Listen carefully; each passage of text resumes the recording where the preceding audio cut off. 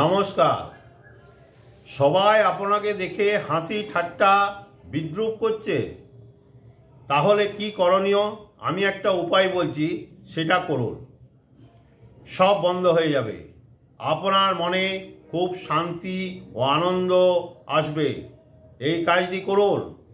আপনার ধারে কাছে যদি শ্মশান আছে, শ্মশানের ভিতর কল যে আছে, সেই কলের জল একটা পরিষ্কার বোতলে ভর্তি করুন, দিয়ে যে কোনো বাড়ির উত্তর দিকে রেখে দেন। যারা আপনাকে দেখে হাসি ঠাট্টা করছে, বিদ্রূপ করছে, তাদের মুখ বন্ধ হয়ে যাবে। এটা 3 মাস বাড়িতে রেখে দিন, তারপর বাইরে ফেলে দিন। আবার 3 মাস পর করুন, ফেলে দেওয়ার পর আবার করুন। এই কাজটি অবশ্যই করুন, ফল নিশ্চিত। আর আপনাদের কাছে একটা অনুরোধ, এই চ্যানেলটিকে সাবস্ক্রাইব করবেন, লাইক করবেন এবং শেয়ার করবেন বেশি বেশি করে। নমস্কার।